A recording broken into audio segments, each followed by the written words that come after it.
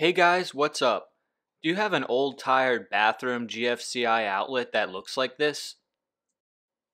Well, don't worry, I'm going to show you how to go from this to this, and it will only cost you about $15 per outlet.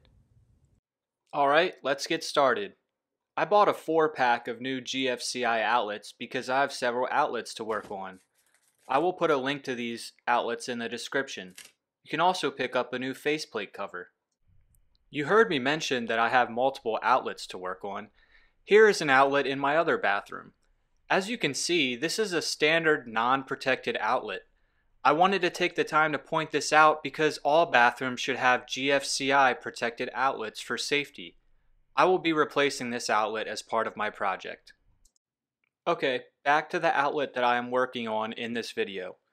First, we can test that there is power to the outlet with a voltage tester. If you do not have a voltage tester, you can check the outlet by plugging in a device to see if there is power or not. As we can see, there is still power to the outlet. Before working on any electrical project, you need to make sure that you turn off the breaker for the circuit you will be working on. Check the labeling in the breaker box to turn off the correct circuit. Even after you have turned off what you believe to be the correct circuit, you still need to check the electrical device that you are working on and confirm that power has been shut off. So we are back at the outlet and we are going to check that the power has in fact been turned off. The voltage tester indicates that there is no voltage present. We can proceed by removing the outlet faceplate screws.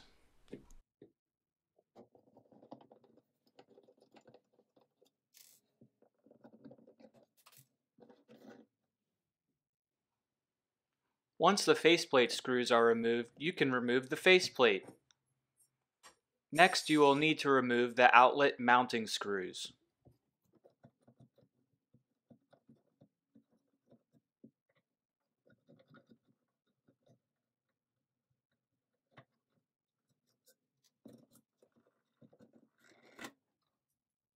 Once you remove those two screws, you will be able to pull the outlet out of the junction box.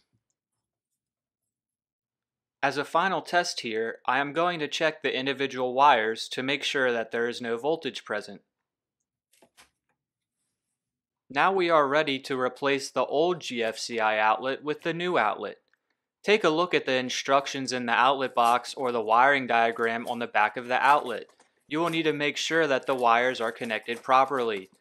On this specific outlet, the diagram shows that the top left and right terminals are for the line connection or the wires that have the incoming voltage.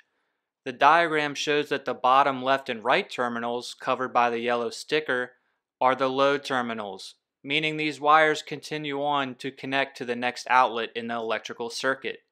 If your outlet is located at the end of an electrical circuit, you will only have one pair of wires, which will be the line wires. We see that the old GFCI outlet has a different way of making the electrical connections with wire nuts, unlike the new outlet which has terminals. To confirm that the new outlet is wired correctly, you can check the wiring diagram on the back of the old outlet and compare it with the new outlet. Make the connections one by one to make sure you do not mix up the wires.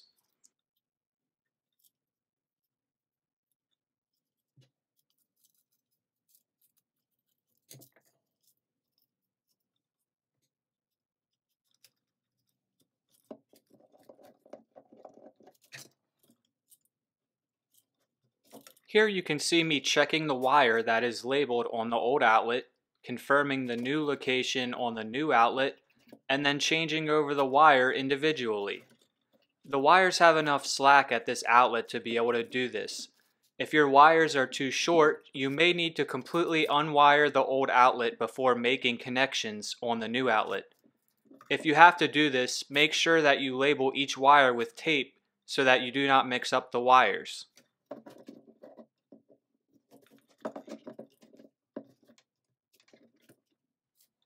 After you switch over a wire to the terminal, give it a tug to make sure that you have a secure connection. Also, if you are converting old wire nut connections to the terminal connection like you see me doing in this video, make sure that the exposed copper at the end of the wire does not extend past the terminal. If the exposed copper is too long, you might need to trim it down. The final wire here is the ground wire. The ground wire is fully bare copper, and it attaches to the terminal on the bottom of this GFCI outlet according to the wiring diagram. Next, you will need to insert the outlet into the junction box and install the mounting screws.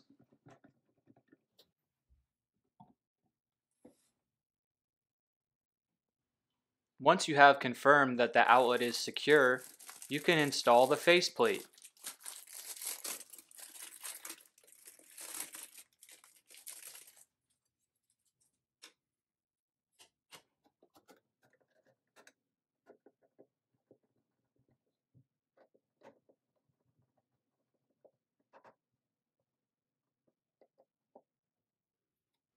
Check that the faceplate screws are snug, but make sure you don't over tighten them or you could crack the faceplate. There you go, your new outlet is installed. You can go and turn power back on at the breaker box and test the new outlet. Here is the outlet in my other bathroom that I replaced at the same time. That's all for this video. Thanks for watching, and as always, you can do it.